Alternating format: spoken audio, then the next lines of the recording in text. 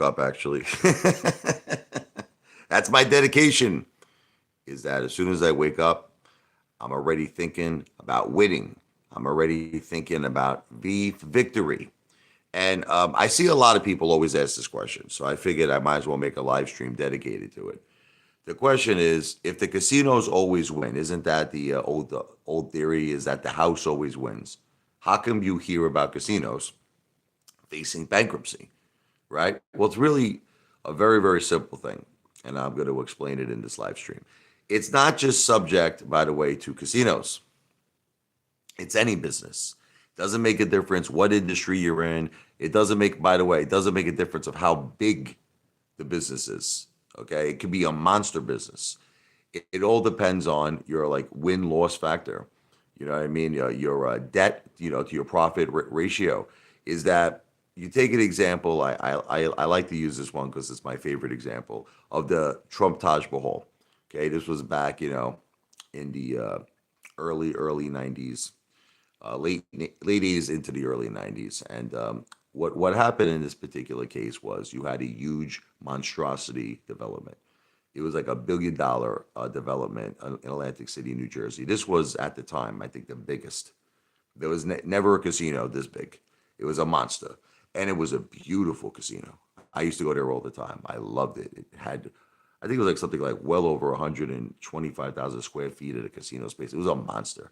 It was a monster, and it was just something you never saw before, like something that big.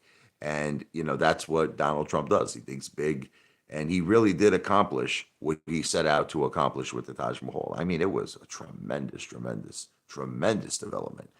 But the thing is that what people didn't understand, and they learned later, is that Trump very rarely uses his own money on deals.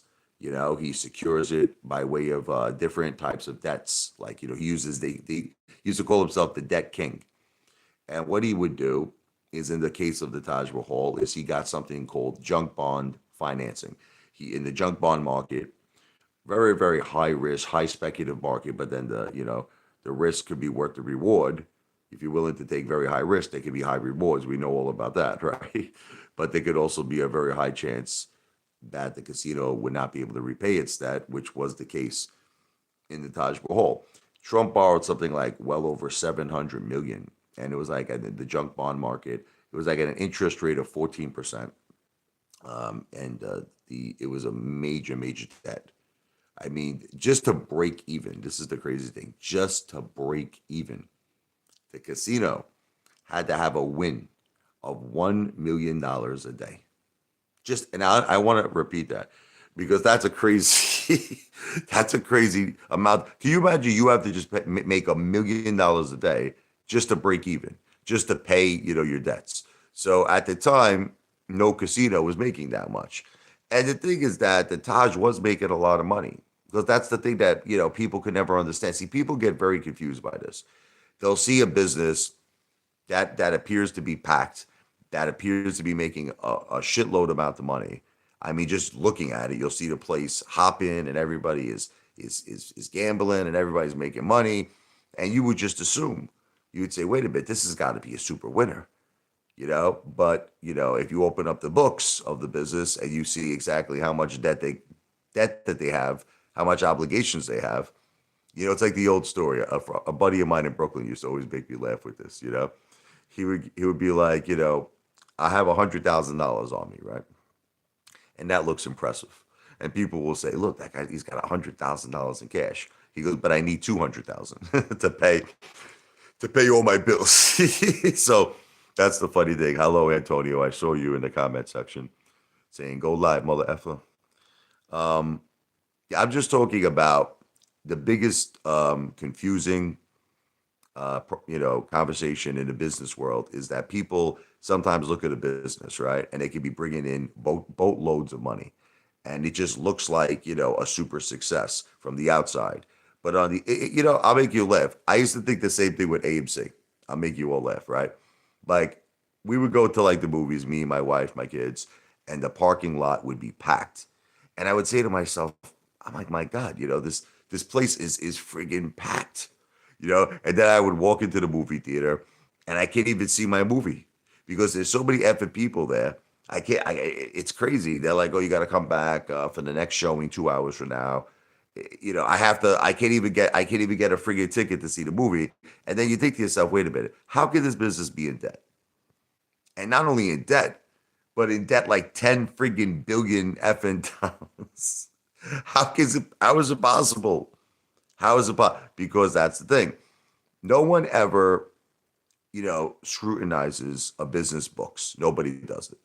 And I think the general thinking is you go, by the way, see, this same thing applies to any business. You could walk into a restaurant and you can see the place packed, packed. You can't even get a table. That it's ridiculous. You're on a 2 hour waiting list, and that your natural thinking process is this has got to be a successful. This business is kicking friggin' ass, right? But you don't know how much money they owe. No one, unless you're like a Wall Street analyst or something, you're not tearing apart a business's books. You're not doing that, okay?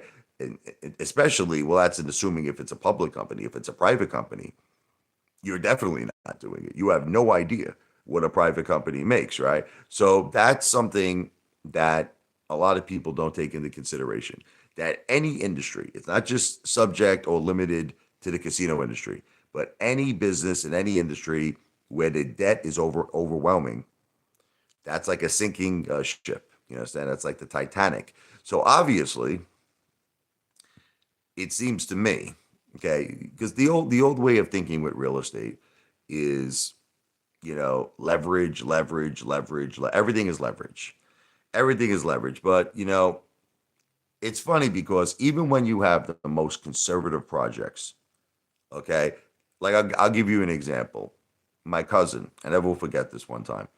They invested in a foreclosure, and they got this house, like literally, it was a residential project for pennies, pennies on the dollar. Well, below market. But, it was a highly, highly, I never will forget this. It was a highly, highly leveraged project where they only put down a very small percentage, a very, very small, something like 5% or less. And they were carrying a very huge mortgage on this. So after, they took out their construction loans and they fixed up, everything is all leveraged. Like even the construction loan part of it was leveraged. So you had the initial debt, which was just acquiring the property, then a construction loan. The debt was like mountaining, okay, and it got to the point where they couldn't sell the property. That's another thing. You see, people never know how long a property could take to sell. You could have a property on the market for a very long time, and it just don't sell because the price is not right. The price is not set at a quick sale price, and maybe they wanted to make a certain amount of a profit, but then they also have to take into consideration how much they're spending. They spent $50,000 or more renovating the property. Then you have the initial debt on top of the $50,000, and it just gets to a point where they need a certain amount of money just to break even. Remember we talked about the Taj, which was that $1 million a day break even point. Well, that same rule applies for any single business, even real estate, because real estate, you think most of the time everybody makes money. But also you could lose money in real estate too, because in this particular example, if your debt is too big and you can't sell the property and you don't have enough cash, to keep paying that damn mortgage, and to keep paying, if you have a second mortgage and you run out of funds, well, you're finished. You're going to go bankrupt. So nobody ever takes into consideration when starting any type of a business. How much money do you need, first of all, up front? Then how much money do you need as seed money, reserve cash? And I remember reading this business book that stuck with me my whole life. They said the 5 year plan. That's what it was called. And the point is that you got to have a 5 year plan. You got to have a 5 year plan with any type of business. You should have capital to keep yourself going for 5 years. So in other words, you're assuming that the business, whatever business that you're entering, is going to take 5 years or more to succeed. What's this? Would you like to know why they use leverage? No, I understand why they use leverage, because it's simple. You want to use other people's money in order to make money. I understand, but you see, the thing is, too much leverage. This is what the thing is, Antonio, could be very bad. Okay. Because again, we're all taking risks in life. We're all taking risks. And what happens sometimes, you got to be very careful because there could be market conditions that could force you into a bad situation. There could be a million factors, a world event like remember the coronavirus? Okay. Who would have ever thought that the coronavirus would have ever happened and all these businesses would have been shut down? I mean, I was seeing businesses being shut left and right, especially new businesses that never thought in a million years that there would be this world catastrophe. If you want, I could tell you because there may be things you don't know. Well, share, please. This is Antonio. See, this is what I like: having an intellectual conversation and not always about hate. Please share everything with me, all your experience. That's a very good thing to do in these live streams, so that we could go back and forth. I hear out your opinions, you hear out my opinions. But let me just add this. I used to think the same thing. I followed Donald Trump, just to give you an example, his career my whole life. And I got to tell you, I used to think he was always right to just use other people's money. And that's the way to succeed. But as I'm growing older and I'm getting more wiser, I think about his father. I think about Fred Trump. And Fred Trump never did that. Fred Trump, his father, was never highly leveraged.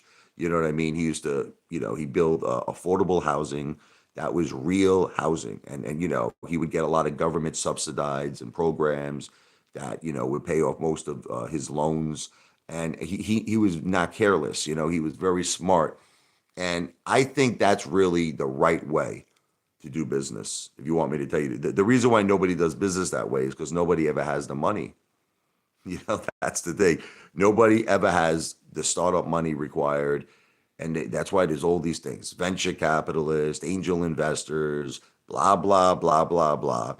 But a lot of times, that debt, unless, you work out, well, let me read first what Antonio was saying. Debt offers you tax breaks and protection. Business has bankruptcy protection laws. If you put equity and it goes bad, right, right, right. No, I know all about that.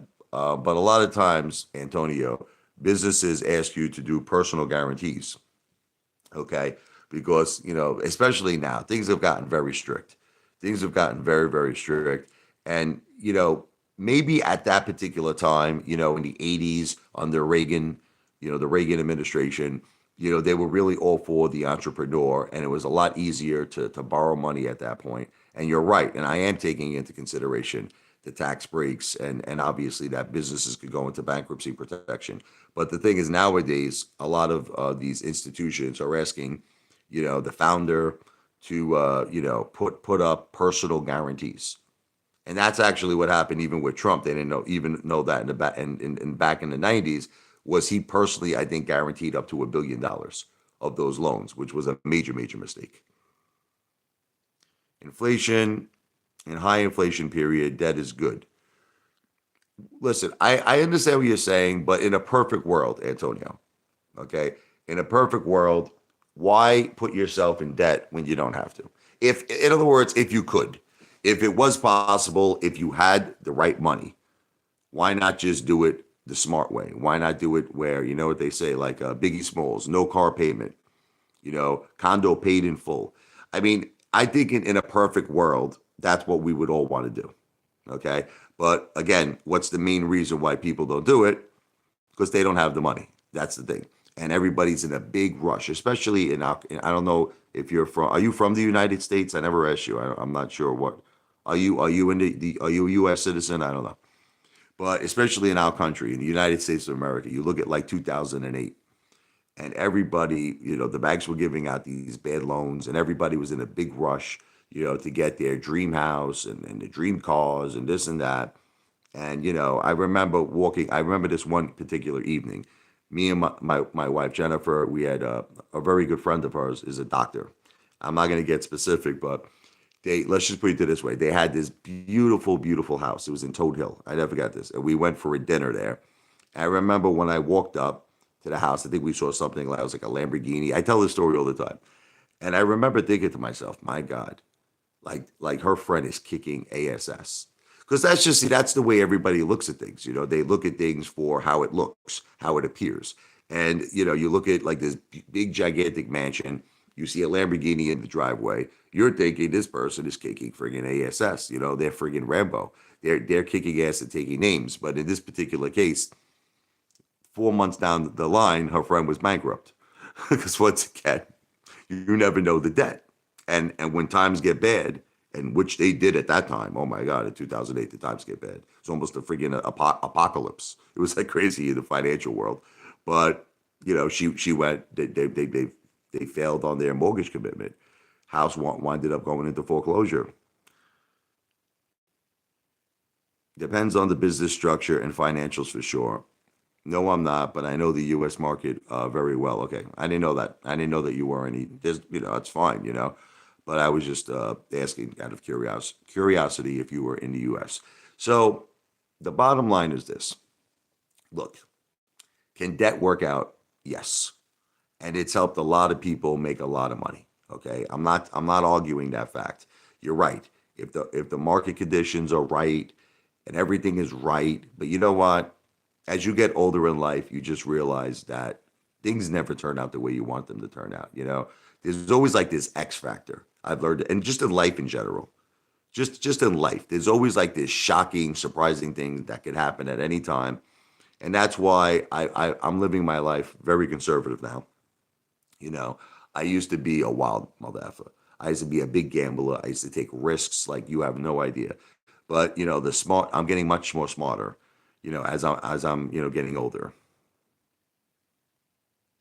If you're eligible for full bankruptcy protection laws, that is the best. In the U.S., you get up to 95% protection. Do you know what I would do if I had $100 million? What would you do? Tell me. Let's see what Antonio would do if he had $100 million.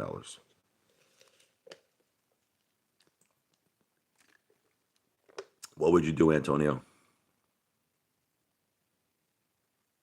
I like talking to Antonio sometimes because sometimes, if he turns down the hate factor and has intellectual conversations like this, it's fun to talk to him. But sometimes people are just so clouded by hate that, they can't stop the hate, they can't talk in a very intellectual level, which, sometimes could really come to very big things.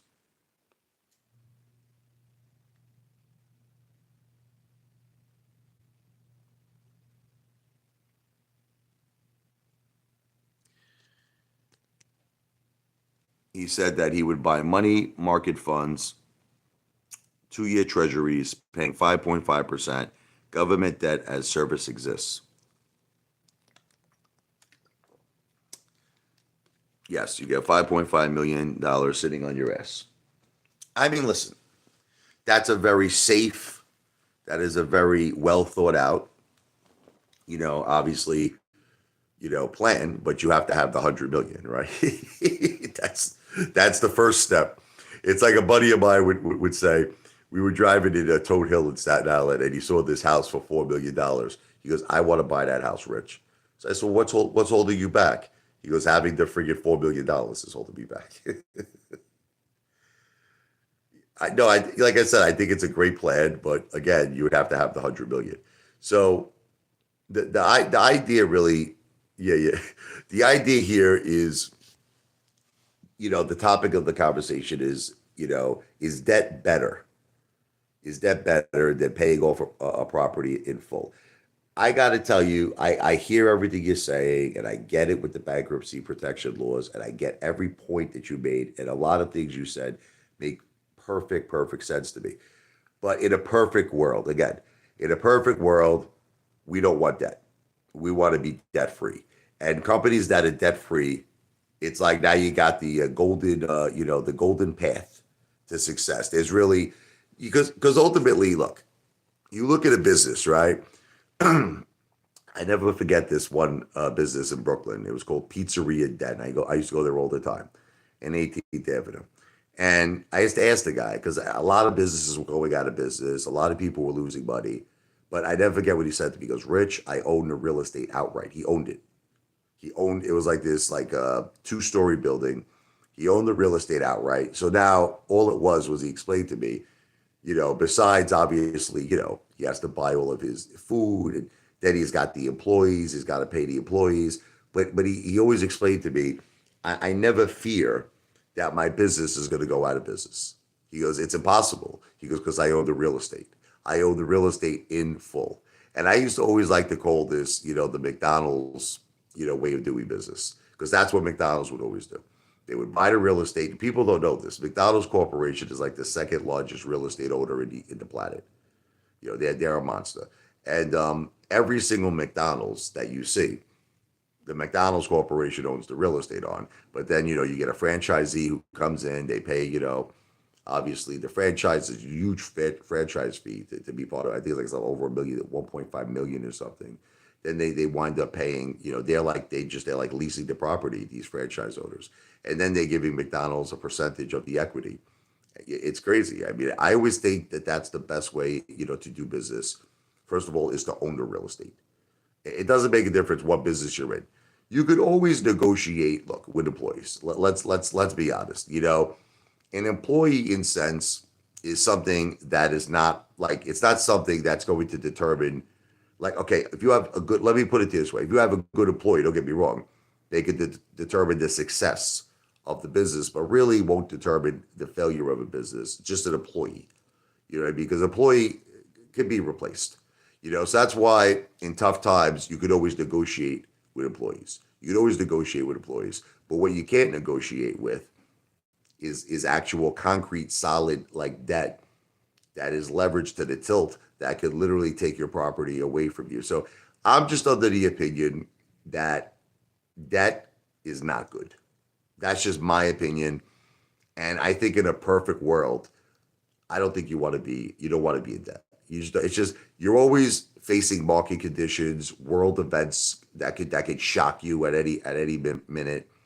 And I just feel like in a perfect world, no debt, no little to no debt is the way to go. And that's really what I'm looking to do with just moving forward in my investment life as an investor, is that I'm looking to acquire. Not, I know we're talking about the big dreams. I know I talk about the casinos, but I'm looking to acquire real estate in general. And what I'm planning to do, like I have a savings account. I'm looking to buy my mom a house. I'm probably going to just buy it outright. And I know a lot of people may think that's stupid, and I'm eventually paying off. I have a small debt on my house. People make fun of me. It's only like 200,000. My house is worth like $600,000. People don't realize that I'm well ahead of the game. In my current property. And eventually, I'm putting this into trust, by the way, for my children. But that's a whole different conversation. But just like moving forward, I just would prefer zero to low debt. You might want to have a small little mortgage on there just for purposes of, like you said, just for certain benefits, which I agree with. But you don't want to have these gigantic mortgages. Like I told you, my cousin went into a property where like the whole property was leveraged to the tilt. Then she took out a construction loan and she winded up burying herself. She buried herself in debt and lost the property. You would be correct on that if we were back to the gold standard, to be honest. You are not wrong. Nowadays, money is debt. But you're right. But I'm just saying that you could take a business as strong as the casino business, that the house always wins. And even in that case, right, the house always wins. If the debt is too high, the house could actually lose. That's the only point I'm saying. I just want to make that point that yes, in certain cases, debt can be good, but it's a gamble. That's it. You want to know what it is. You never know what's going to happen.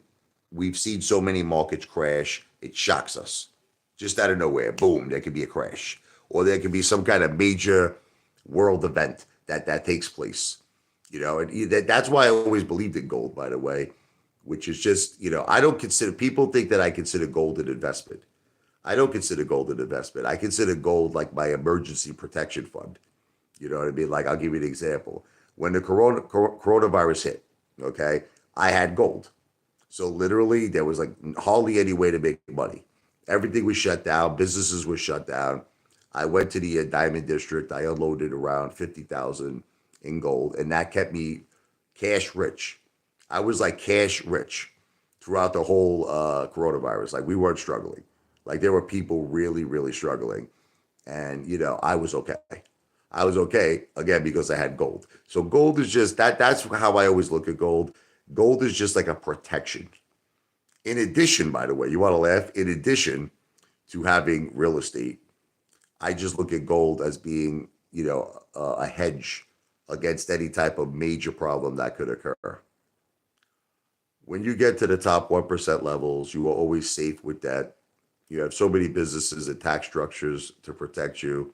That's why all rich people are filled with that. No, I know that Elon Musk didn't pay 44 billion for Twitter, but you want to laugh. Twitter, using that particular subject, took a major hit. Okay, and it's actually a great example that you just said. Now look, Elon is so rich.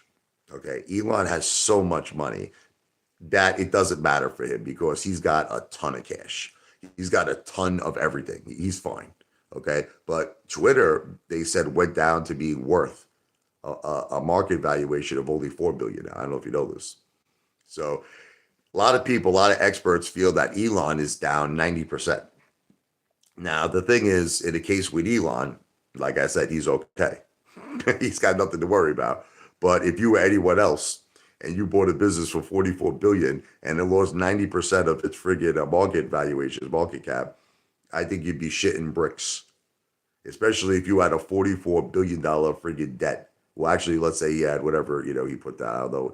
I don't know what his structure is, but I'm just saying that if you had like a $40 billion debt, you'd want to probably shoot yourself if your business was only worth 4 billion. So once again, you see the massive problems that debt could create, right? Look at what happened with Twitter. Could you imagine if you were that business owner, Antonio? Antonio, you'd want to put a bullet in your mouth. Imagine you bought a business for 44 billion and then like a year later it's worth 4 billion, but you're still paying the notes. You're still paying the notes on that business that's like a $40 billion loan or something. So again, we could talk about this all day and all night. And I understand what you're saying, bankruptcy protection. He does not cry. The banks that led them to 44 billion are crying. No, I understand what you're saying. I understand 100%.